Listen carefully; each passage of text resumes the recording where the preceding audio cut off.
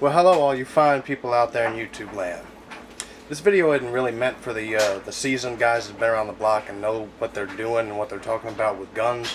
This is mostly aimed at the newcomers that we've had recently come into our community for various reasons, that are for the first time in their life purchasing and owning and shooting firearms.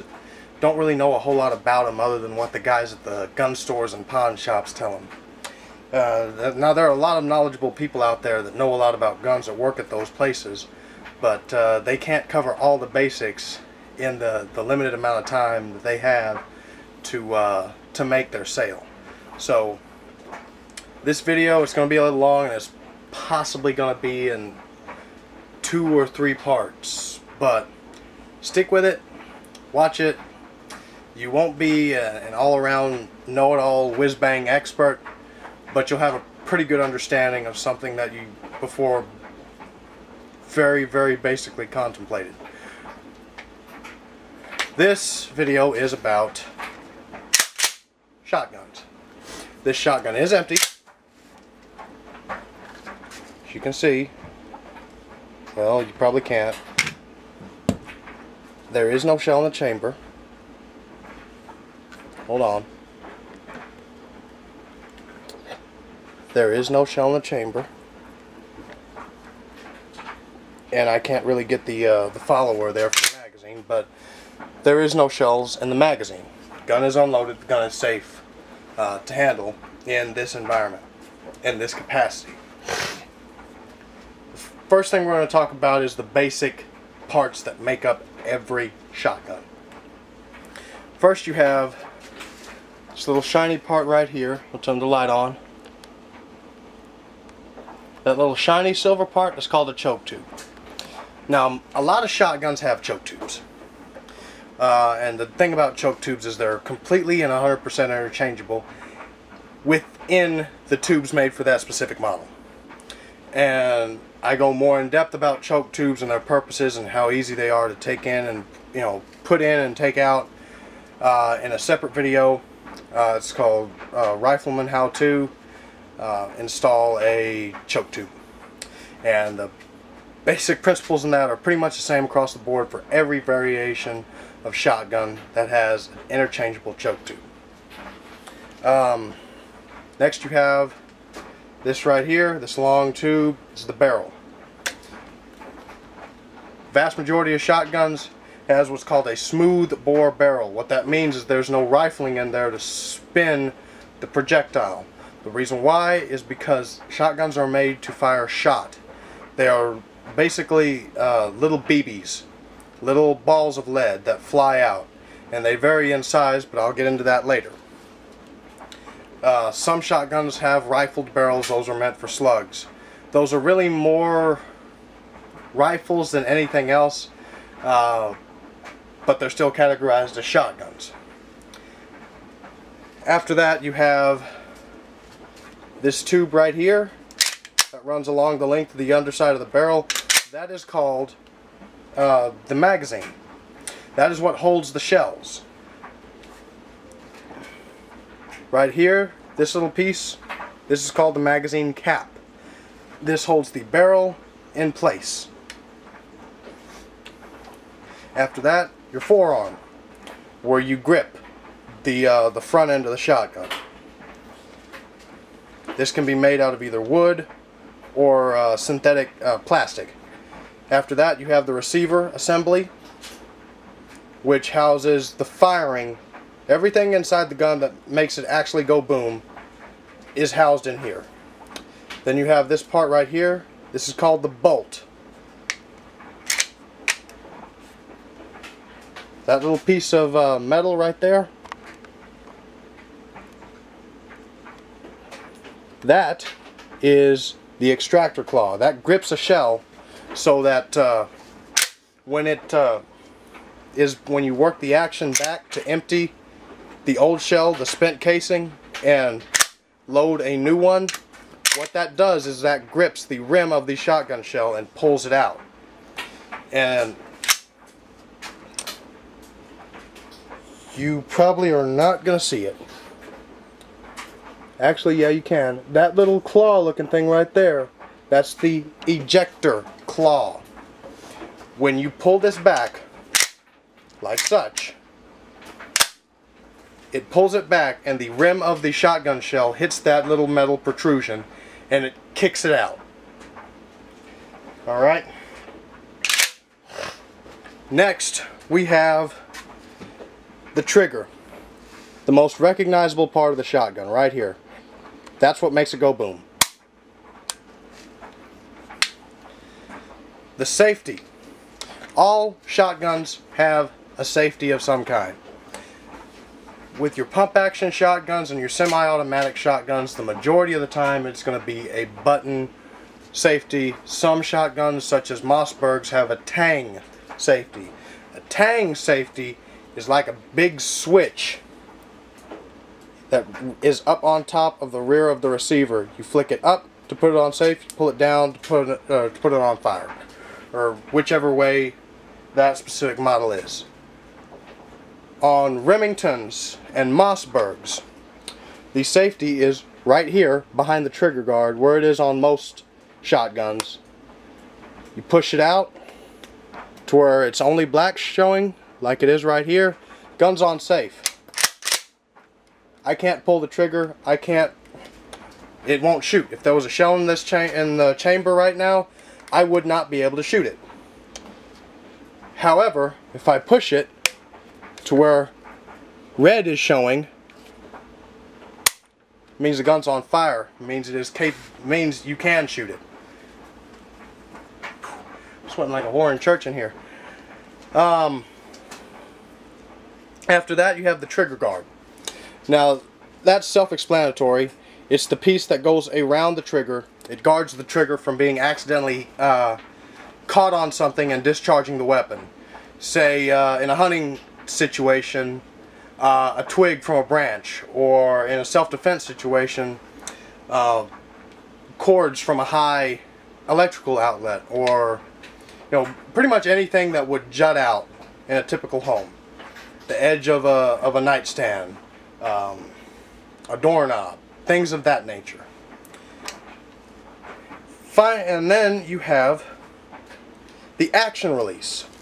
The action release lever. I'll flip this around and you can see it right there, that little metal tab. That's your action release lever. When it's down like that, the action is not locked. It can be slid back freely and very easily. When you've cocked the gun and there's a round in the chamber, there's no way you're going to pull this back. If you need to work the action again, say to unload the rounds that are in the gun, which I will get into that in a few minutes, you hold this down,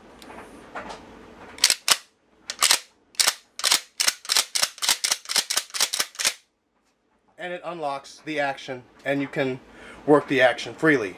The purpose of that is so that when this thing goes off, it's not loose, and the recoil, the energy from the burning gases propelling the shot down the barrel don't come back and cause the gun to just in your hand as you're trying to shoot it. Next you have the buttstock. This is the same thing as the forearm, only the part that rests against your shoulder. Some shotguns do not have an actual buttstock, they have a pistol grip right here. Some shotguns have both a buttstock and a pistol grip. For shotguns with a buttstock, it's either a wooden one or a synthetic one, a plastic one. The benefits of a synthetic forearm and a synthetic buttstock is a lighter gun. But with a lighter gun comes more recoil. Now it's not going to be a whole lot more recoil, and it's not going to be a whole lot more lighter. And then you have the recoil pad, this rubber piece on the end of the stock. That is meant to absorb recoil, felt recoil, from the gun to your shoulder. This is a 20 gauge. It doesn't have all that much recoil when you're shooting regular shells. When you're shooting 3-inch magnums though, this is a pretty light little shotgun and you definitely feel it. This is a damn good recoil pad.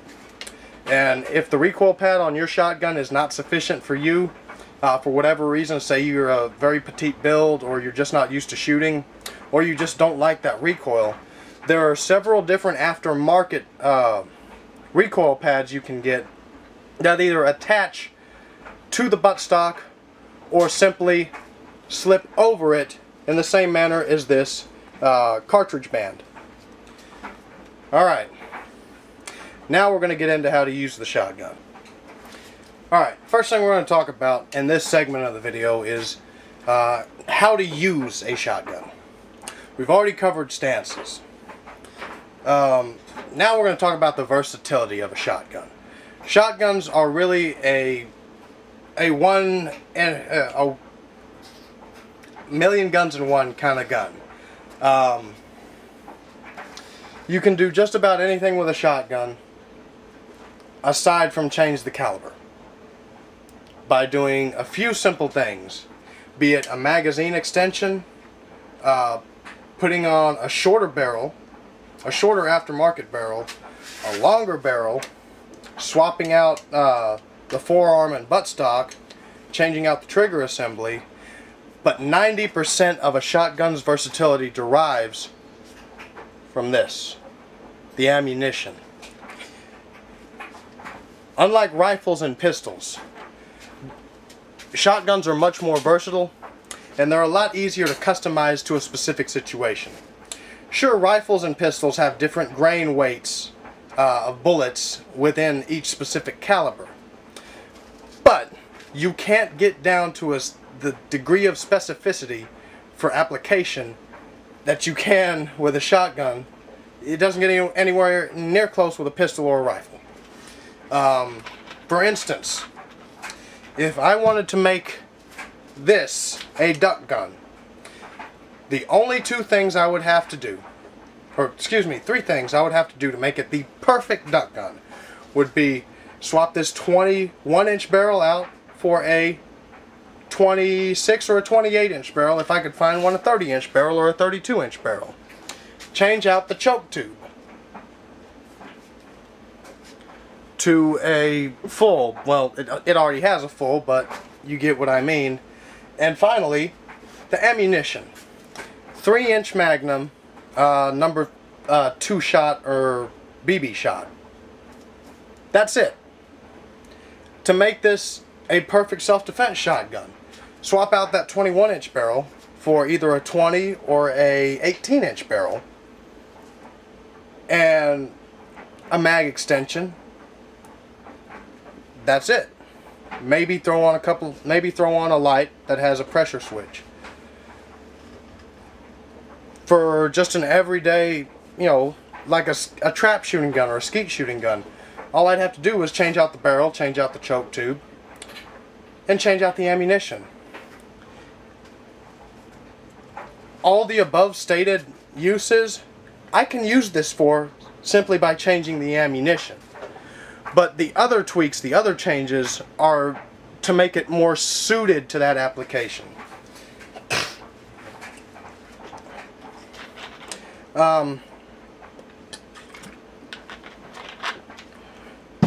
Let's talk about the preferred shotgun for self-defense. If you're getting into shotguns, if you're getting into guns, and specifically you want a shotgun for self-defense, what you want to look for is a shotgun that has an 18 to 21-inch barrel, preferably a synthetic stock over a wood stock. You want to look for a shotgun that has a magazine that is as long or almost as long as the barrel itself, because that means that's more ammunition you can put in the magazine. That's more that you have immediately available to you should the time ever come that you do have to use it. And then, of course, adding on to that would be accessories, like I said earlier. Some kind of small, compact, gun-mounted flashlight that has a pressure pad, a pressure-activated switch on the forearm. if you're right-handed, on the left side of the stock. That way you can put your thumb down here when you don't need it. And then when you need it, press that pressure pad and your light comes on and you can see. If it's a left-handed gun, vice versa. On the right side of the gun, have it right here. That way you can have your thumb down here when you don't need the light. And then up here, you push that button, that pressure switch turns your light on. That makes it easier to use because then you're not trying to fumble with the gun before trying to reach up here and then throw it up, or do it while it's up here and try to whatever, you know, turn on your light however it turns on. It's safer, it's easier, it's more convenient, but of course after you install it you've got to practice with it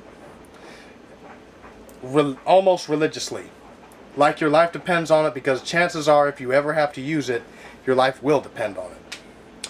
Another thing would probably be maybe a laser, or if you can find one, a light and laser combo that can mount on a shotgun. Again, activated by a pressure pad. And the only other thing that would really be even considered a necessity in my mind, these are all my opinions, this part of it is all my opinion, would be one of these.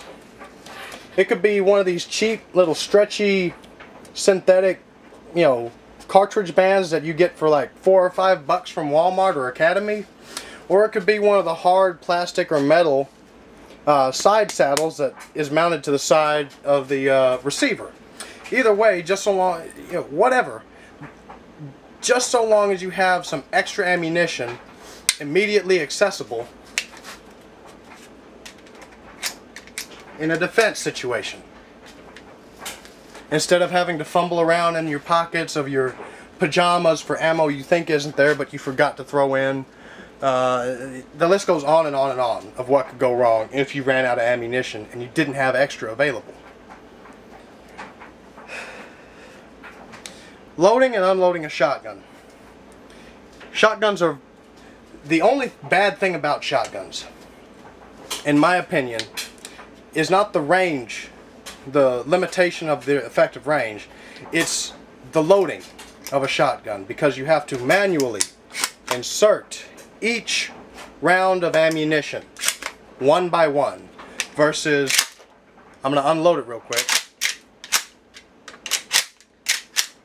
versus the ease and convenience of, say, a pistol or a semi-automatic rifle that has a detachable clip where all you do is when you run dry, you dump the clip, slap in a new one, rack the slide, and you're good to go. You run a shotgun dry, you're going to have to sit there and reload each one by one. Again, not all shotguns are the same. They basically work the same, but they don't all have the same exact features. For instance, Remingtons, they have a loading gate. That little piece of metal right there. They have it on there to help make it easier to load. And what you're going to do is you're going to push this down, the plastic end first, the metal end towards the back, towards the trigger, push it all the way down, and slide it in until you hear the click. And you repeat it until it's good to go. To unload, you have two options. And I'm going to put a second shell in to demonstrate that. First option, and most dangerous, is to rack the slide. So the gun hasn't been fired, there is a round in the chamber, I'm not going to pull the trigger. So you're going to have to hit the slide release. There's the first shell. And then it pops out. Close the action. There's still an ammunition in it. There's the other one. Gun's empty. Double check. Pull the trigger. The other option, there's a little claw right here. I'm going to try to get it in close so you can see it. Right there. Just to the left of my finger. You push down on it, You hear that pop? That's the shell being released from the magazine. Push that loading gate down. And there you go. No rounds go into the action. No rounds go into the chamber. No rounds are possibly going to go off in your face or someone else's. That is the safest way to unload a shotgun. All shotguns have that. And then of course working the action. Already covered it. So y'all are good to go on that. For maintenance and disassembly of a shotgun, I'm probably going to throw a video up later on when time permits. But remember, these cleaning videos that I throw up on here, they're just references. Always, always, always, always, always refer to the manufacturer's owner's manual for that specific model of gun. And if you buy the gun, let's say used from a pawn shop, and it doesn't have any of that documentation, call up the manufacturer of that gun. Even if it is a discontinued gun, chances are very, very good that they'll be more than happy to send you an owner's manual. Usually it's free. Sometimes it might cost, you know, $5-6. But always refer to your owner's manual before you attempt to take apart or clean or reassemble a firearm.